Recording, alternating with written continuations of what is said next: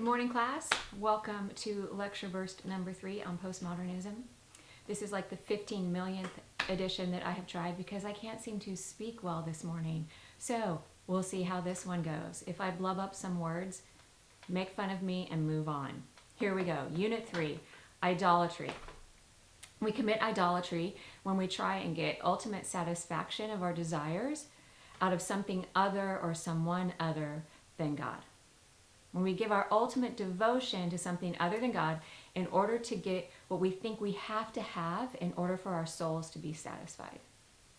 Well, in the 1950s and 60s, 70s, people started expressing their deep dissatisfaction with the state of the world. Where was this peace and prosperity that modernism had promised? Science was supposed to bring in human flourishing, but instead it was used to kill tens of millions of people in World War II. And then you have Vietnam, you have the Kennedy assassination. So this meta-narrative we were told about, that scientific progress would usher in a new world order of peace and prosperity for everyone, it was just a bunch of hooey. Yes, I just said the word hooey. How could we have believed it? How could we be so naive not just to believe that story, but to believe in any kind of overarching story that accounts for all that's going on in the world? Any kind of overarching story or meta-narrative that offers a way forward for everyone into peace and prosperity, that doesn't exist. The meta-narrative of religion in the medieval age told people to accept without questioning the leaders of the church. That didn't work. The meta-narrative of reason in the modern age told people that science would lead to the inevitable progress of humankind. But in many ways it didn't. None of them worked. So what have we learned? We've learned that you can't totalize reality. That meta-narratives are just what people tell you when they want you to believe their story so they can get their desires met at the cost of yours. It's a society's way of legitimizing the disadvantaging of one group so another group can be advantaged.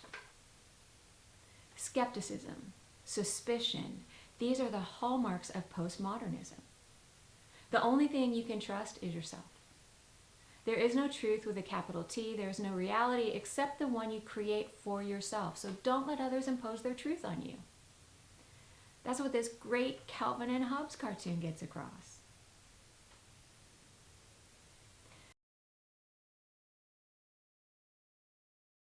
The time we live in tells us that the world is what we make it. And we have made so many different worlds that it's impossible to assert which view of reality is the correct one. So we don't. We assert our view of things, our personal preferences, without making claims about it for anyone else. It's in this sense that the Indian parable of the elephant could be the postmodern theme song. Right? The Indian fable, you remember that tells the story of the 6 blind sojourners that come across different parts of an elephant in their life's journeys. Sorry about the cartoon, couldn't find illustrations of blind travelers. Doing my best here, folks. In turn, the story goes, each blind traveler creates his own version of reality from his limited experience and perspective. So even though each view is different, each take on reality is different, they're all equally correct. And that story stirs many of our hearts. But stop and consider what major assumption underlies the parable of the elephant.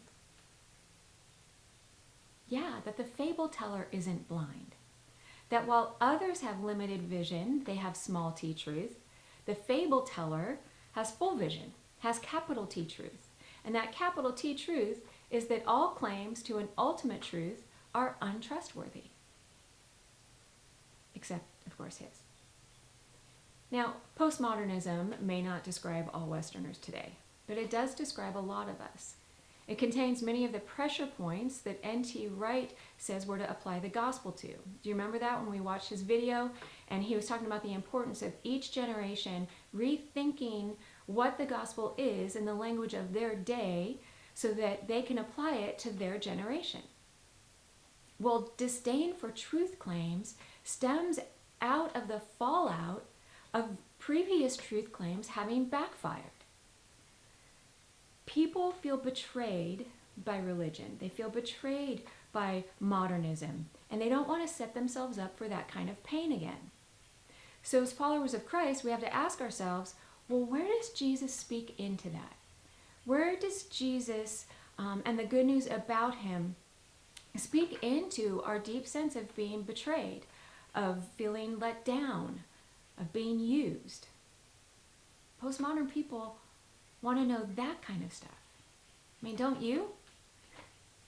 It's one of the pressure points.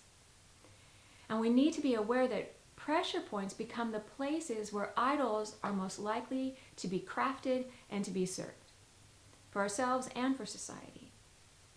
So think about it. If the truth claims of modernity have betrayed me, if serving human reason didn't work for society, then where are we supposed to turn now? Where are we supposed to place our hopes, our resources, our energy in order to try and get the satisfaction that our souls long for? Well, Goeen and Bartholomew highlight one place our society has taught us to turn in their section on consumerism and globalization. They point out that one of the ways our culture teaches us to find happiness, the happiness that modernity promised but couldn't deliver on, is to focus our energies on the production and the accumulation of goods and services. It's that old adage, the one who dies with the most toys wins, right? And we know that toys can be anything. It can be friends, houses, cars, conversions on the mission field, number of Bible studies that we attend. But in consumerism, everything is turned into a product that can be bought and sold, or at least traded and negotiated, in hopes of finding satisfaction, finding fulfillment, finding that elusive thing, personal happiness. And one of the places that illustrates this cultural idol of consumerism is in how people today view marriage. I first came across this from Tim Keller years ago, and he is spot on.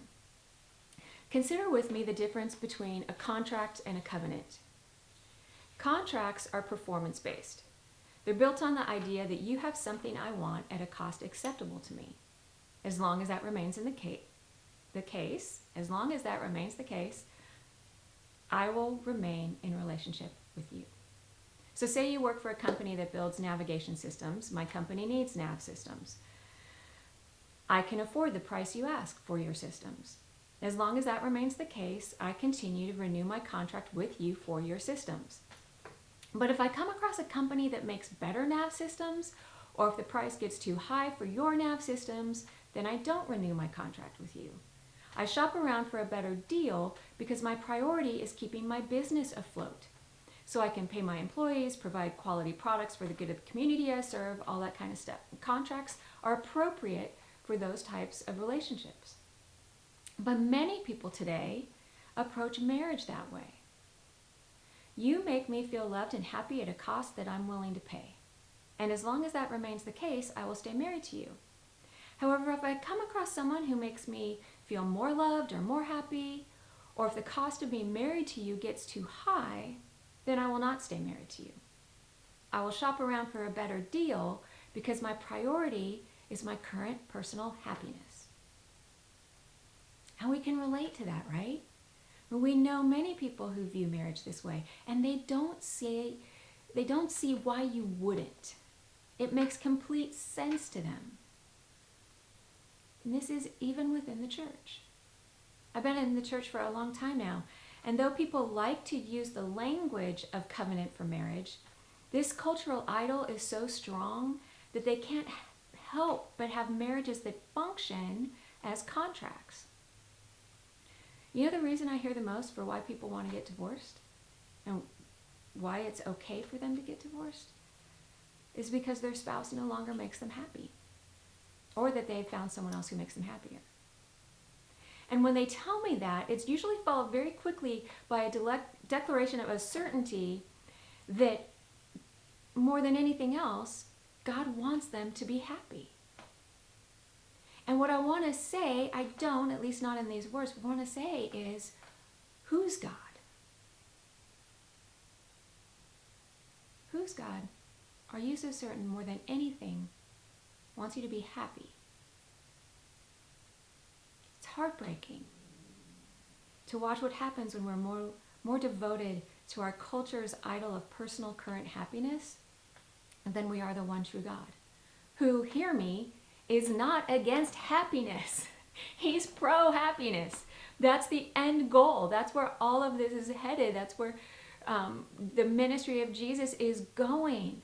But what the triune God says is the path to that happiness is not through contract mentalities. It's through covenant ones. Covenants are not performance-based. They are commitment-based. A covenant is not so much about what we do for each other, but about who we are to one another. When you make a covenant, it's not a declaration only about current love, but a promise about future love. A covenant prioritizes the relationship. It's about staying put for the other person's good as well as your own. Covenants are about desiring more than what contracts can offer. Remember, desires exist because God gave them to us. We desire affection and friendship and romance because God made us for them. We desire meaningful work and enjoyable activities and peace and long life because that's how God made us. Those desires exist because God does. But our desire to have any man or woman we want, any job we want, any house or car or boat we want, our desire to have what we want, when we want, how we want, our desires to get into the best schools, get the best grades, build the biggest charity, preach the greatest sermons, have the most number of converts on the mission field, be known as the most humble Christian in our circle of Christian friends, those desires exist because sin does. Desires exist because God gave them to us. Our desire to hoard toilet paper exists because the false god of consumerism whispers in our ear, you can make some profit out of this pandemic. Or the false god of happiness whispers in our ear, you weren't meant to suffer. Get what you can while you can. Which cultural idols are whispering in your ear? See you next time.